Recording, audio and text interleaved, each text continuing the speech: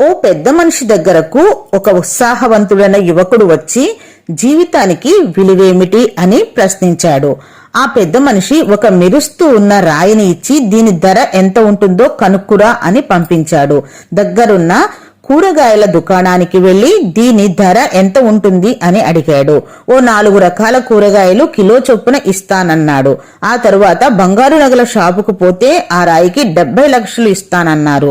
వద్దని వెళ్లిపోతూ ఉంటే 1 కోటి రూపాయలు ఇస్తానన్నాడు. నేను అమ్మను అంటూ రత్నాల వ్యాపారి దగ్గరకు వెళ్లి చూపాడు. ఆ రత్నాల వ్యాపారి ఆ రాయిని క్షుణ్ణంగా పరిశీలించి, అపూర్వమైన ఈ రాయిని నేనెప్పుడూ కొనలేను, నీవు ఎప్పుడూ అమ్మలేవు కూడా. ఆశ్చర్యపోయి యువకుడు పెద్ద మనిషి దగ్గరకు పోయి జరిగిన విషయమంతా చెప్పాడు. జీవితం విలువ ఏమిటో అర్థం కాలేదా? నీవొక ప్రత్యేకమైన, అపురూపమైన, గొప్ప విలువ గల వజ్రానివి. ఏ విలువ లేని రాయివి కూడా కావచ్చు. నీ గురించి ప్రజలకు తెలిసిన దాన్ని బట్టి, వాళ్ల అవసరాలు, కోరికలను బట్టి, నీ శక్తి సామర్థ్యాలను బట్టి నీ విలువ నిర్ణయించబడుతుంది. మీరు గొప్ప శక్తి సామర్థ్యాలున్న ప్రత్యేకమైన వ్యక్తులు. మీ విలువ మీద గౌరవము, నమ్మకము ఉంటే మీరెవ్వరూ ఎవ్వరికీ తీసిపోరు. అంచెలంచెలుగా ఎదగగలుగుతారు.